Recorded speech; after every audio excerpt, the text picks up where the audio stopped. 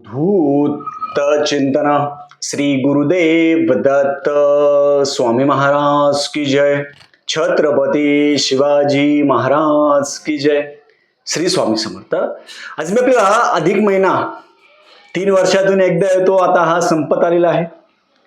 मग ज्यांना गुरुचैत्र पारायण करायचंय त्यांना 3 दिवसीय गुरुचैत्र पारायण आपण आपल्या घरी करू शकता. 3 दिवसामध्ये कोणते अध्याय वाचायचे, महिलांनी कोणतं गुरुचैत्र पारायण करायचं, कारण की हा योग आता 3 वर्षानंतर येणार आहे.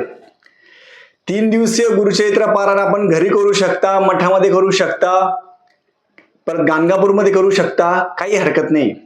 आता खूप जणांना गाणगापूरमध्ये जायला जमत नाहीये, तर 3 दिवसीय गुरुचैत्र पारायण उद्यापासून म्हणजे 11 तारीख, 12 तारीख आणि 13 तारीख, त्याच्याबद्दल मी आज पूर्ण माहिती सांगणार आहे. चॅनलवर पहिल्यांदा आला असेल तर अवश्य सबस्क्राईब करा, म्हणजे येणारा नवीन व्हिडिओ श्री स्वामी समर्थ महाराजांचे गुरुचैत्राची आणि नवनाथ पारायणाबद्दल माहिती भेटेल.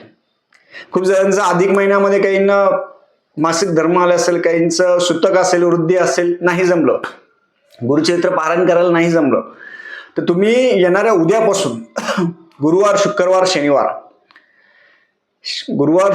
शनिवार 3 दिवसीय गुरुचैत्र पारायण आपण आपल्या घरी करू शकता.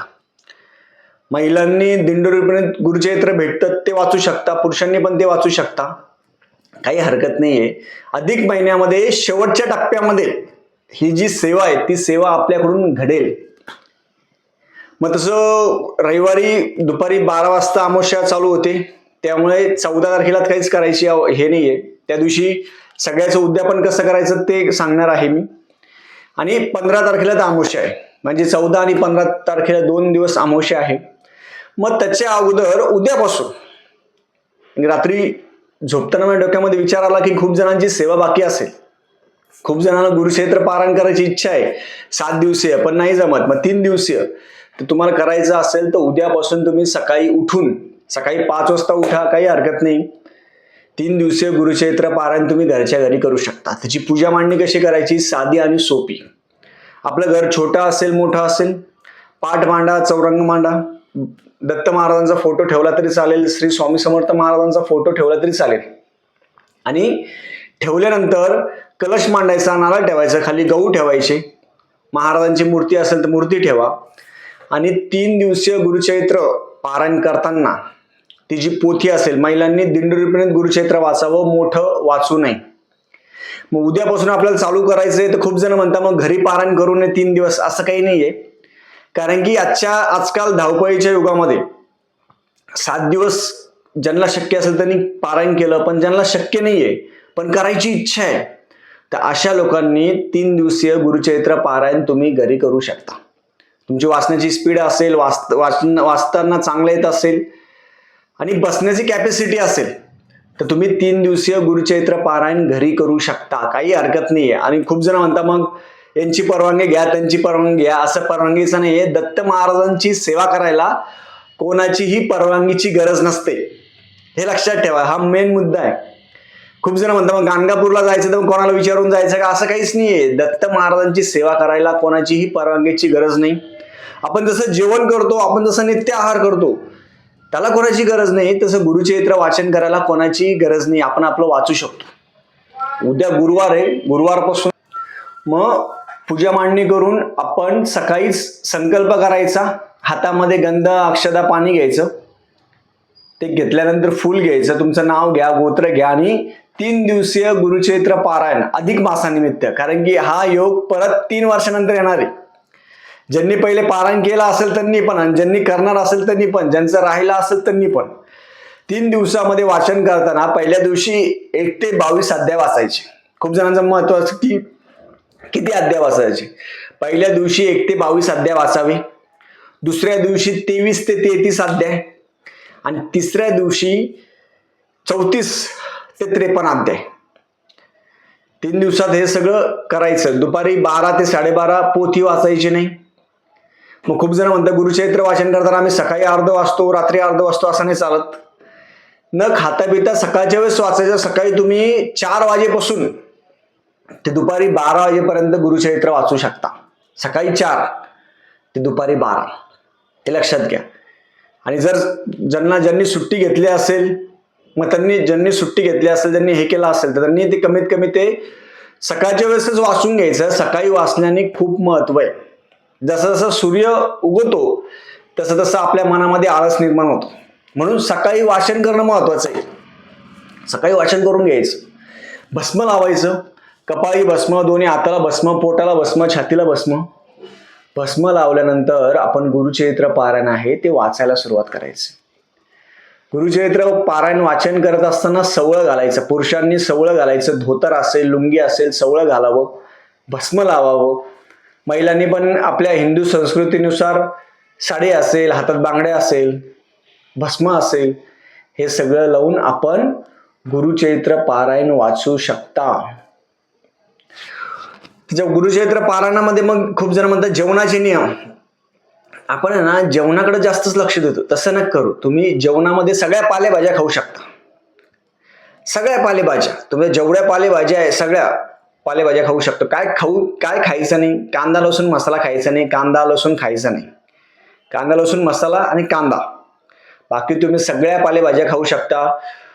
खूप जण म्हणतात एक धान्य खायचं. एक धान्य म्हणजे काय? आता सगळेजण गहू मोस्टली सगळे खाता, किंवा कोणी ज्वारी असेल, कोणी बाजरी असेल खात असेल, तर तुम्ही खाऊ शकता, काही हरकत नाही. ते धान्य आहे, ते धान्य आहे. त्याच्यानुसार गुरुचरित्र वाचण्याच्या अगोदर म्हणजे आज काय करायचं? 4 श्वान असेल, गाय असेल, त्यांना पोळी असेल, चपाती असेल ते द्यावी. आणि उद्यापासून, आजच संकल्प करा, उद्यापासून गुरुचरित्र पारायण करायला सुरुवात करा. एकदा वाचायला बसलं तुम्हाला, पहिल्या दिवशी 1 ते 22 अध्याय आहे. वाचायला जड वाटेल तुम्हाला, पण वाचन करताना जर तुम्हाला वाटलं तर तुम्ही मध्ये उठू शकता, काही हरकत नाही. उठायचं, परत अंगावर गोमूत्र घ्यायचं, परत बसू शकता, काही हरकत नाही. सेम गाणगापूरमध्ये जसं करतो ना, सेम आपण आपल्या घरी करू शकतो, काही हरकत नाही. ज्यांची इच्छा आहे वाचायचं, नाही बाबा मला वाचायचंय, अधिक महिन्यामध्ये वाचायचंय, हा अधिक महिना तुमचा आता येणाऱ्या 3 वर्षानंतर आहे. 3 वर्षाचं कोणाला काय माहिती, कोणाचं काय होतं आणि कोणाचं काय होतं काही माहित नाही आपल्याला. म्हणून जे 3 वर्षाच्या वेळेस होणारी जी सेवा आहे ती आपण आता ह्या 3 दिवसामध्ये आपण करून घ्यावी. गुरुचरित्र पारायण करून घ्यायचं. सकाळ संध्याकाळ आरती, परत ब्रह्मचर्याचं पालन करायचं. 3 दिवस लक्षात ठेवा, 3 दिवस ब्रह्मचर्याचं पालन करायचं. खूप जणांचं ब्रह्मचर्याचं पारायण तुटतं. खूप जण फोन करतात मला की गुरुजी आमचं ब्रह्मचर्याचं पारायण तुटलं, ब्रह्मचर्य तुटलं. हे असं आहे ना, गुरुचरित्रामध्ये आणि नवनाथ पारायणामध्ये ब्रह्मचर्यालाच महत्व आहे, बाकी कोणत्या गोष्टीला जास्त महत्व नाही, ब्रह्मचर्याला महत्व आहे. म्हणून 3 दिवस थोडं मौन व्रत धारण करायचं. 3 दिवस शांत राहावं. 3 दिवस मोबाईलचा वापर कमी करायचा. वाईट बघायचं नाही, वाईट गोष्टी हे करायची नाही, काहीच गोष्टी करायची नाही. सकाळच्या वेळेस उठून जर तुम्ही पारायण वाचलं तर एक प्रकारचं मनामध्ये समाधान भेटतं आपल्याला. रोज नैवेद्य आरती करायची. खाण्यापिण्याच्या नियमात जास्त बहु करायचं नाही, आरती करायची. आणि 3 दिवसामध्ये आपण जेव्हा वाचतो ते समजून घ्यायचं. तसा मराठी भावार्थ पण वाचायचा. खूप जण काय करतात, संस्कृत वाचता, ते नाही होत, पण मराठी तुम्ही वाचू शकता. आता खूप जण म्हणत असतात आम्हाला सकाळी काम असतं किंवा हे असतं, तुम्ही दुपारी 12 नंतर पण वाचू शकता, पण मग खायचं प्यायचं नाही. ज्यांना खाली बसता येत नाही त्यांनी स्टूल घेऊन किंवा खुर्ची घेऊन त्याच्यावर बसून पण तुम्ही गुरुचरित्र पारायण करू शकता, काही हरकत नाही. आता अधिक महिन्याचे हे 3च दिवस बाकी आहे. या 3 दिवसामध्ये जेवढी तुम्हाला सेवा करता येईल तेवढी तुम्ही सेवा करू शकता. याचा अधिक फलम. त्याच्यामुळे जेवढी सेवा करता येईल तेवढी सेवा तुम्ही करावी. जास्त पूजा मांडणी करायला खूप जण म्हणतात आमच्या इथे जागा कमी आहे, घर लहान आहे. नाही केली तरी चालेल, नुसतं फोटो ठेवा. फोटो नाही ठेवला तर नुसती पोथी ठेवा. काही जण म्हणतात लहान मुलं पोथी फोटो पाडता हे करतात, तर नुसती पाटावर फोटो किंवा पोथी ठेवा फक्त, बस. पोथी जरी ठेवून दिली, पोथी ठेवली, त्याच्यावर आपण पोथी ठेवून आपण गुरुचरित्र वाचन करायच्या अगोदर पहिले जपमाळ घ्यायची. काय करायचं गुरुचरित्र वाचन करत असताना? सगळ्यात पहिले महाराजांची एक माळ जप घ्यायचा. आपण गुरुमंत्र घेतला असेल, देहधारी गुरु असेल, गुरु केला असेल, नसेल केला तर आता गुरुपौर्णिमा आहे जुलैमध्ये, तेव्हा गुरु आपण देहधारी गुरु करून घ्यावा. नंतर गणपती स्तोत्र, गणपती अथर्वशीर्ष हे वाचन झाल्यानंतर मग गुरुचरित्र वाचन करायला बसायचं.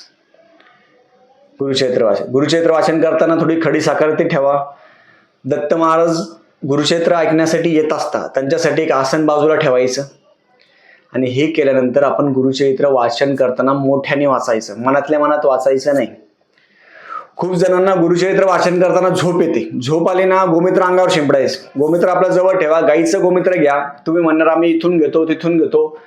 कुठून घेतलं तर ते पाणी मिक्स असतं, त्याच्यामुळे ओरिजिनल गाईचं घ्यायचं, त्याचा वास येतो. ज्या गोमित्राचा वास येतो तेच गोमित्र घ्यायचं, अंगावर टाकायचं, ते टाकून द्यायचं. ते केल्यानंतर आपण सेवा आहे ती सेवा करावी. रात्री झोपायच्या वेळेस आपण विष्णू सहस्रनाम वाचायचं. विष्णू सहस्रनाम आहे ते विष्णू सहस्रनाम आपण वाचायला पाहिजे रात्री झोपायच्या वेळेस. म्हणजे दिवसभरातले केलेले जे पाप असेल, काही असेल नकळत कळत जे पाप असतात ते नष्ट होतात. अशा पद्धतीने 3 दिवसीय गुरुचरित्र पारायण करायचं. त्याचं उद्यापन कधी करायचं? 3ऱ्या दिवशी, कारण की 4थ्या दिवशी अमावस्या आहे 12 वाजता. 4थ्या दिवशी करण्यापेक्षा 3ऱ्या दिवशी तुमचे वाचन झालं. पहिल्या दिवशी 1 ते 22, नंतर 23 ते 33 दुसऱ्या दिवशी, आणि 3ऱ्या दिवशी 34 ते 53 वाचन झालं. वाचन झाल्यानंतर काय करायचं? नैवेद्य आरती करायची, वरम भात भाजी पोळी. म्हणजे अधिक महिन्यामध्ये महाराजांना नैवेद्य तुम्हाला होऊन जाईल. आरती करावी, ब्राह्मणाला शिदा दक्षिणा वस्त्र देऊन टाकायचं शनिवारी, आणि हे केल्यानंतर आपलं उद्यापन पूर्ण होतं. उद्यापन पूर्ण होतं. मग उद्यापन पूर्ण झालं की मग आपण जी पोथी असेल ती रविवारी आपण उचलू शकता, काही हरकत नाहीये. कारण की अधिक महिन्यामध्ये अधिक फलम म्हणून तुम्हाला हा चान्स भेटलेला आहे चांगला. सगळ्यांनी गुरुचरित्र पारायण असेल, ज्यांनी केलं असेल, नसेल केलं त्यांनी पण 3 दिवसीय गुरुचरित्र पारायण आपण अवश्य करू शकता. झालेली सेवा मी महाराजांच्या रुजू करतो. श्री स्वामी समर्थ.